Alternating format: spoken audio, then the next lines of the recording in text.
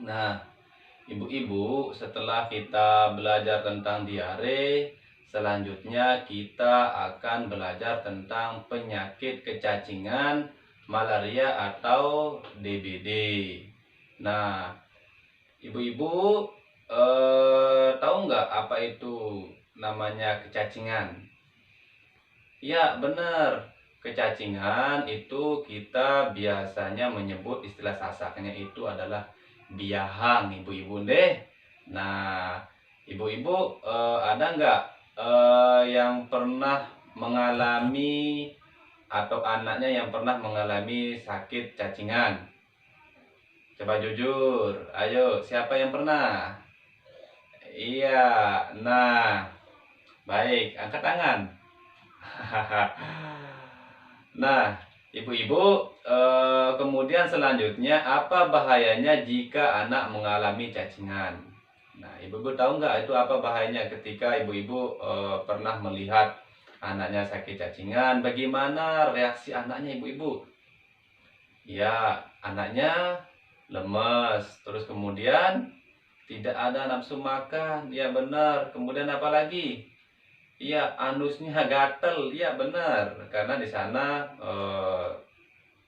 ketika dia berak, ibu-ibu mohon maaf, itu kan biasanya kalau orang cacingan itu ikut juga keluar cacingnya ibu-ibu.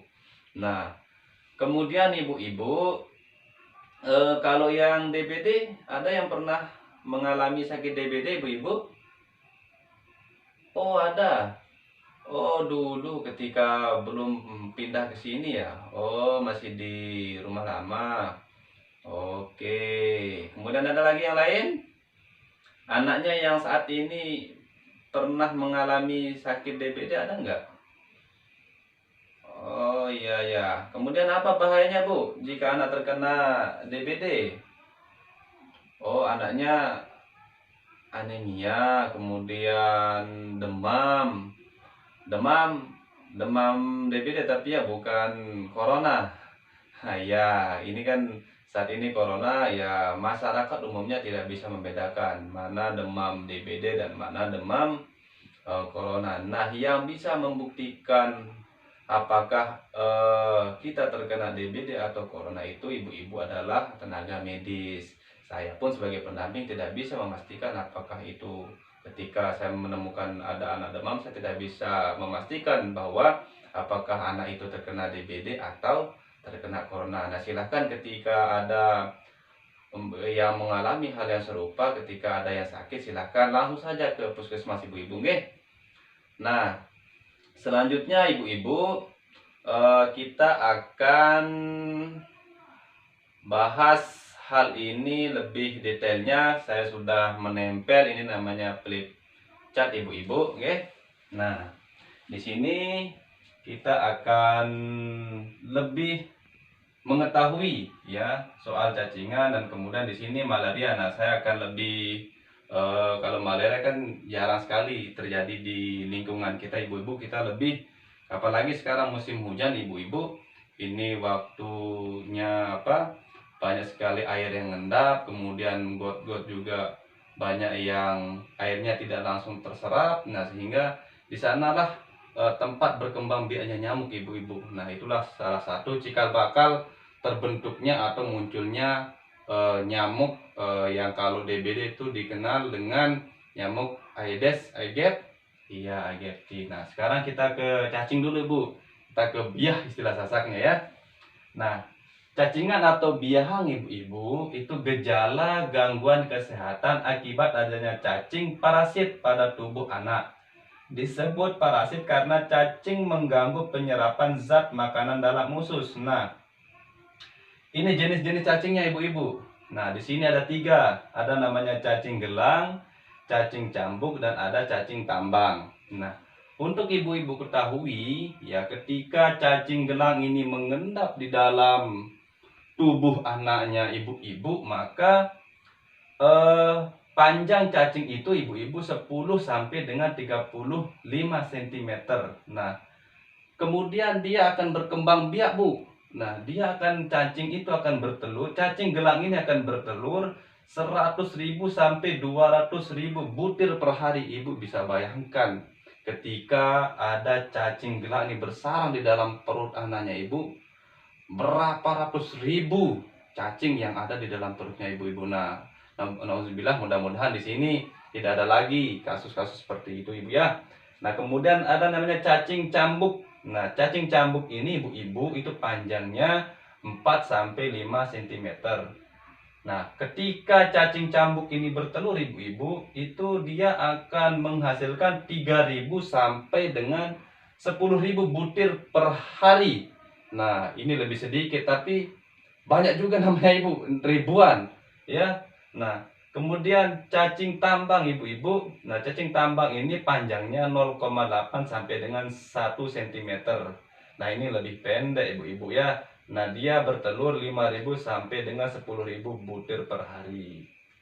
Nah, ketika saya lanjutkan ibu-ibu, nah cacing gelang, cacing cambuk, dan cacing tambang ini bersarang di dalam perut kita ibu-ibu. Nah, cacing ini yang akan memakan nutrisi yang ada di dalam tubuh kita. Apapun yang kita makan ibu-ibu, nah cacing ini juga ikut makan. Sama halnya dengan kita yang agama Islam ibu-ibu, ketika kita tidak berdoa maka guru-guru kita dulu mengajarkan setan pun ikut makan. Nah, ketika kita tidak membaca doa.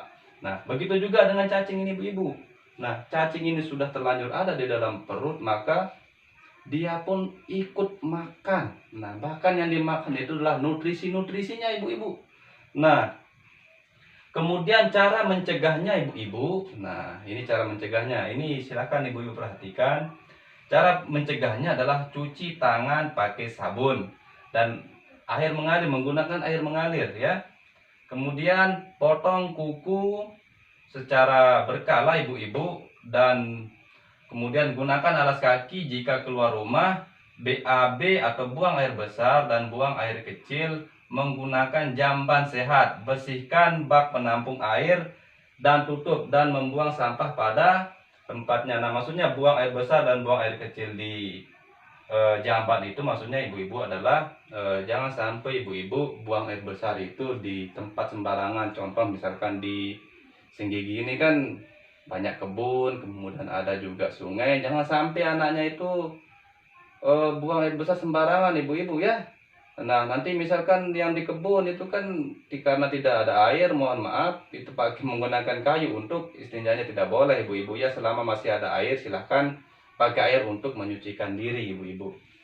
Nah, kemudian untuk malaria ibu-ibu. Nah, ini kan kita DBD. Nah, kalau malaria itu ibu-ibu disebabkan oleh gigitan nyamuk Anopheles betina, istilahnya ibu, bahasa Yunaninya itu Anopheles betina yang mengidap malaria. Nah, kalau DBD itu seperti yang saya katakan tadi, itu jenis nyamuknya adalah Aedes aegypti. Nah, ibu-ibu, nah ciri-ciri dari DBD ini adalah demam berlangsung selama 3 hari disertai batuk dan pilek. Nah, kemudian anak terlihat sakit, lemas, dan tidak mau makan.